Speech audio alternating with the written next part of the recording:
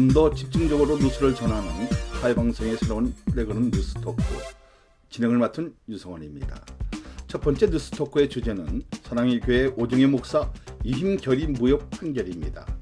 이번 뉴스에 관련해 전문직 기자가 취재했습니다. 지난 12월 5일 서울고등법원 제37회 민사본은 오정현 목사를 사랑의 교회 이힘 목사로 이임한 결의는 무효라고 판결한 후 오정현 목사는 사랑의 교회 이힘 목사로서 직무를 집행해서는 안 된다고 주문했습니다. 법원은 어떻게 이런 판결을 내리게 됐나요? 먼저 이 같은 판결 전에 예정합동 교단 목사가 되기 위해서는 어떻게 해야 하는지 알아볼 필요가 있습니다. 예정합동 교단 목사가 되기 위해서는 두 가지 요건이 있습니다. 먼저 교단 헌법 정치편 제15장 제1조에 따라 교단 산하에 있는 총신대학교 신학대학원을 졸업한 후 강도사 고시에 합격하고 1년 이상 교역에 종사한 후 노회 고시에 합격해야 합니다.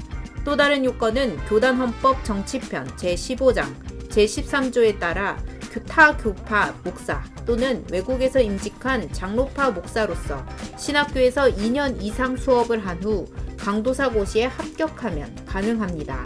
이번 소송에서 오정현 목사와 예장합동 동서울노회를 상대로 소를 제기한 사랑의 교회 갱신위원회로 구성되어 있는 김모 씨 등 9명은 이 두 가지 요건 중 어느 것 하나도 충족시키지 않는다고 주장했던 것입니다.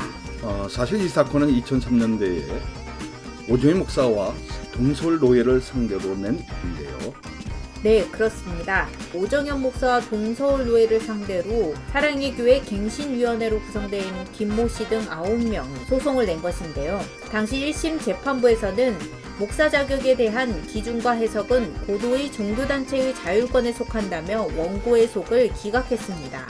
다시 원고 측은 항소했지만 서울고법은 이 역시 기각했습니다. 하지만 올해 4월 12일 대법원이 원심을 파기하고 서울고등법원으로 환송하면서 다시 시작된 것입니다.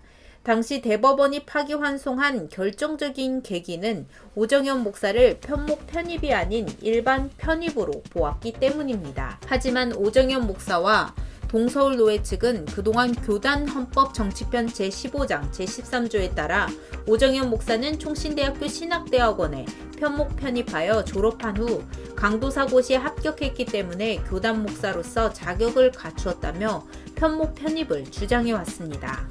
이번 판결문에는 편목 편입이 아닌 일반 편입으로 본 이유를 당시 모집 요강에서 찾았습니다.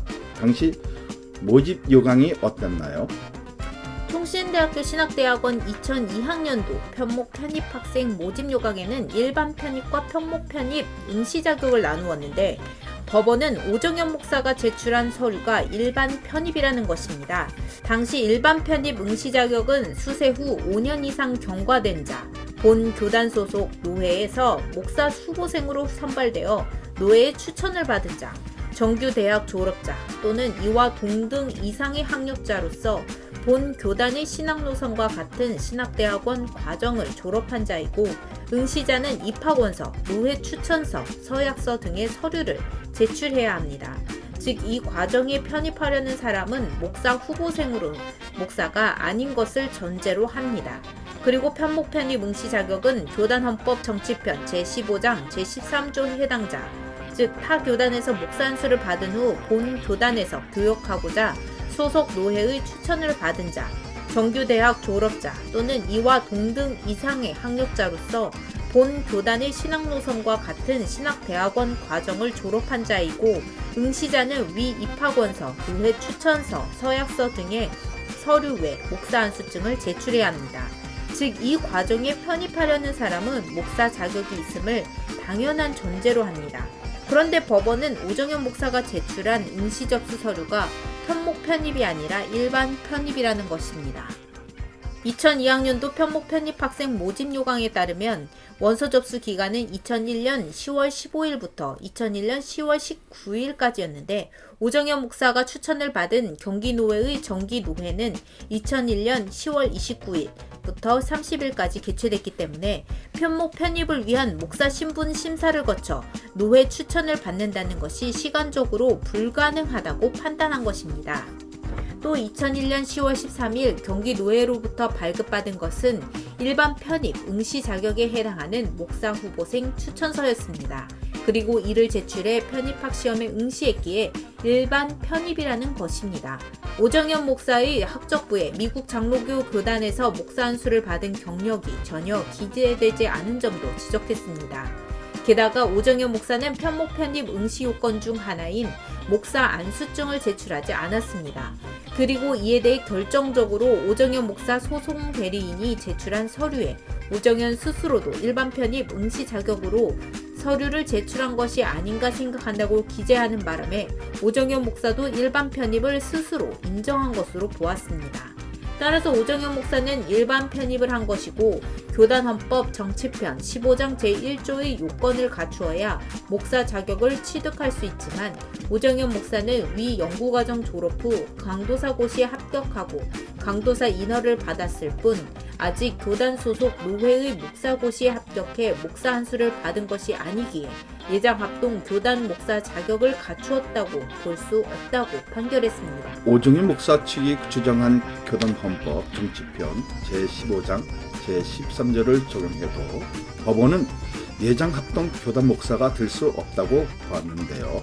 오정현 목사가 위 연구과정을 졸업할 때까지 미국 장로교 교단 소속 교회의 담임 목사로 재직하고 있었기 때문입니다. 오정현 목사는 총신대학교 신학대학원 연구과정을 졸업할 때까지도 미국 장로교 교단 소속 남가주 사랑의 교회 담임 목사로 재직하고 있었습니다.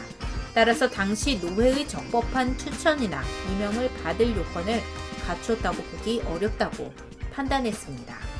법원이 이같이 오정현 목사는 교단 헌법에 따른 목사 자격을 갖추지 못했다고 인정되기에 본 교단에 속해 있는 사랑의 교회 임임 목사로서 직무를 집행해서는 안 된다고 주문했습니다. 이에 대해 예장 합동교단은 어떤 입장을 내놓고 있나요? 올해 초 4월 대법원에서 오정현 목사를 일반 편입으로 보고 원심 파기환송을 했을 당시 102회기 총회에서는 총회장 성명서를 발표하면서까지 오정현 목사를 보호했습니다. 당시 성명서에는 국가법원이 개입할 사안이 아니며 국가헌법이 보장한 정교 분리의 취지에 부합된다. 이 판결이 확정되어 유지된다면 종교단체 내부의 성직에 대한 최종 결정권을 종교단체가 아닌 법원이 갖게 되는 날이 오는 것은 아닐까 우려된다.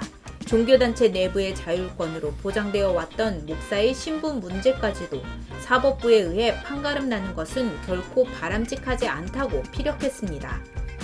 교단 차원에서 종교 자유권이 침해되는 것을 우려하는 것인데요. 사실 이번 판결문이 나오면서 단지 한 개인의 위임 목사 청빙 무효가 문제가 아니라 사법부가 종교단체의 목사 임명까지 침범한 것은 심각한 종교 자율권 침해 아니냐는 논란을 불러일으킨 것입니다.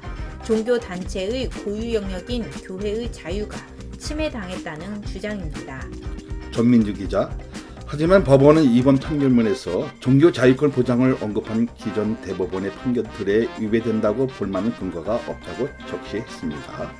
오히려 기존의 대법원 판결 역시 교인으로서 비위가 있는 자에게 종교적인 방법으로 징계, 제재하는 종교단체 내부의 규제가 아닌 한 종교단체 내에서 개인이 누리는 지위에 영향을 미치는 단체법상의 행위라 하여 반드시 사법심사의 대상에서 제외하거나 소의 이익을 부정할 것은 아니라고 판시했습니다. 이를 다시 말하면 비위, 법을 어긴 자에 대해서는 종교 내부 규제로 징계나 제재가 아닌 사법심사의 대상이 되기 때문에 이는 자율권을 침해한 것이 아니라는 주장입니다. 더 이상 교단 내 목회자들 사이에서도 종교 자율권에 대한 주장만으로는 설득력이 없다는 분위기가 나오고 있는데요. 네, 그렇습니다. 오히려 교단 내 목회자들 사이에서는 오정현 목사가 적법한 절차를 따랐다면 예시당초 문제가 되지 않았을 일이라며 불법과 편법은 더 이상 용납되지 않는다는 분위기가 강하게 형성되고 있습니다. 종교의 자율권을 지키는 것도 중요하지만 법과 질서를 지키며 사회적인 책임을 다하면서 종교의 자유, 우리가 누릴 권리를 당당하게 요구해야 한다는 것입니다. 이번 예장합동 제103회기의 총회는 변화하라는 주제에 따라 이승희 총회장이 불법 비리 금지를 강력하게 추진하는 가운데 있습니다. 이제는 감싸 안는 것만이 답은 아니라는 주장도 나오고 있는데요. 교단 차원에서 이번에도 오정현 목사를 같은 식구로서 감싸 안을 것인지 아니면 사과문이 나올지 관심이 주목되고 있는 상황입니다. 정 기자, 동서울로에는 어떤 입장을 내놓고 있습니까? 동서울로에는 법원에 이 같은 판결이 나오자 사랑의 교회 홈페이지에 성명서를 발표하며 유감을 표하고 이번 고등법원의 판결은 확정 판결이 아니기에 대법원에 상고할 것이라고 했습니다.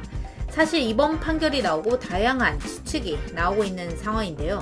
동서울노회가 임시당회장을 파송한 뒤 오정현 목사를 설교 목사로 임명할 수 있다는 것입니다. 하지만 사랑의 교회 갱신위에서 이번 법원의 판결을 근거로 오정현 목사의 교회당 출입 금지 가처분 신청이 곧 들어갈 것으로 보이기 때문에 만약 그 소가 인정된다면 설교 목사마저도 쉽지 않을 것으로 보입니다. 그렇다면 사랑의 교회는 지금 어떤 입장을 보이고 있나요? 사랑의 교회는 항소할 뜻과 함께 교회법상으로는 아무런 문제가 없다고 지속적으로 주장하고 있습니다. 홈페이지를 통해 노회와 총회가 수차례 확인, 결의했으며 노회와 총회의 지도, 협력 속에 보완하고 충족시킨다면 문제가 없다는 입장만을 내놓고 있습니다. 그렇다고 오정현 목사가 이미 목회를 수십 년간 해온 상태에서 총신대학원에서 다시 편목을 한다는 것도 우습게 될 것입니다. 일각에서는 그 교단 탈퇴설도 나오고 있는데요. 물론 아직 공식적으로 어떤 입장도 나오고 있지 않기 때문에 그렇다 아니다 말할 수는 없지만 교단 내 분위기를 보면 만약 교단 탈퇴를 선언하면 오히려 사랑의 교회는 더욱 힘들어질 것이라고 보고 있습니다. 그동안 교단에서는 사랑의 교회 오정현 목사를 끊임없이 보호해왔기 때문에 이런 배신 행위에 대해 과연 쉽게 받아들일 수 있냐는 것입니다. 물론 교회 내에서도 전체 재적 교인의 3분의 2 이상이 찬성을 해야만 탈퇴할 수 있기 때문에 이 또한 쉽지 않아 교단 탈퇴는 어렵다고 볼 수 있습니다. 정 기자, 사랑의 교회는 그 오정현 목사는 그리고 동서울로에는 어떤 행동을 보여줘야 하나요? 지금까지 오정현 목사는 논문 표절, 학력 문제 등 다양한 문제들이 나오는 동안 직접적으로 교회 앞에 또한 사회 앞에 공식적으로 사과하는 모습을 보인 적이 없습니다. 이제 오정현 목사, 동서울노회는 결단해야 할 때가 아닌가 생각됩니다. 그리고 그 결단의 첫 번째는 사랑의 교회와 성도들, 한국교회, 대사회 앞에 서서 사과하는 일이 되어야 할 것입니다. 이제 오정현 목사 반대파, 즉 사랑의 교회 갱신위와 적극적으로 대화하며 타협을 해야 합니다. 타협의 내용이 오정현 목사가 사랑의 교회를 내려놓는 것이 되든 다른 것이 무엇이 되든 사랑의 교회가 오로지 교회로서 그 역할을 감당하는 데 충실할 수 있도록 협력하는 것이 최우선 되어야 할 것으로 보입니다. 뉴스토크 여기서 마칩니다.